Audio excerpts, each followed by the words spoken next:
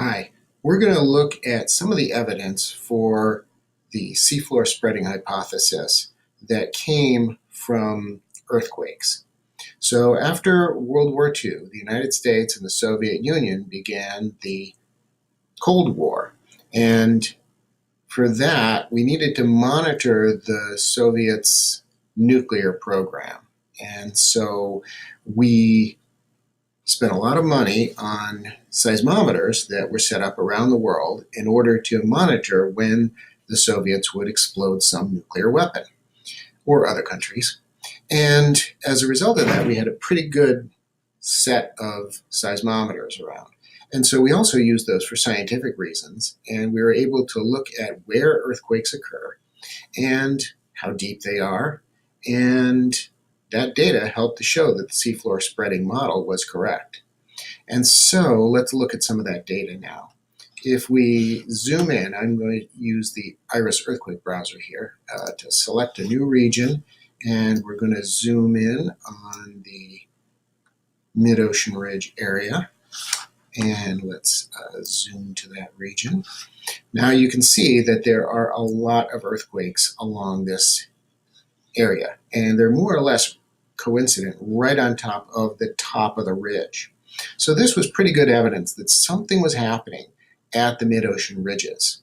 You see relatively few earthquakes away from the ridge and a lot of earthquakes right on the ridge. They're generally pretty shallow, which you can see because the color of these is mostly in purple, which is the shallowest earthquakes, less than 33 kilometers deep.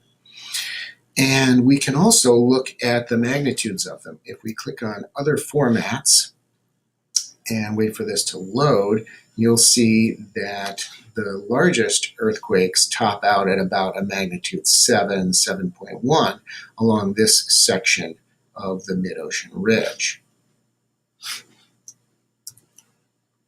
Now let's look at a different set of earthquakes. If we deselect this region and look over here, and we'll select a new region and look at the west coast of South America and highlight just that. Let's zoom to that region.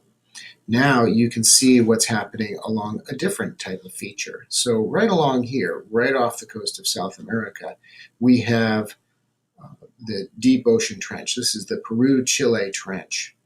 And what you can see is that along the trench, there are some pretty shallow earthquakes. And as you go away from the trench, they get deeper and deeper.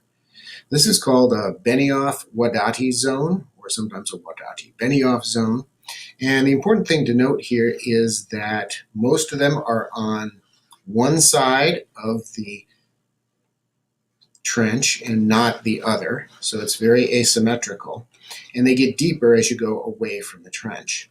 And we can use this function here, which is 3D view, to see what these look like in 3 dimensions. So this shows north, south, east, and west, but we can zoom up like this and look at it. And you can see that as they get deeper, it's almost like marking out where the ocean floor is subducting away or moving down underneath the continent here. You can see that slab marked out by where the earthquakes occur in that area. Another thing we can look at is what happens around hotspots. So we can go to some particular hotspot. Let's deselect that region, and we'll move up here and find Hawaii, which is everyone's favorite hotspot. And let's select a new region around Hawaii.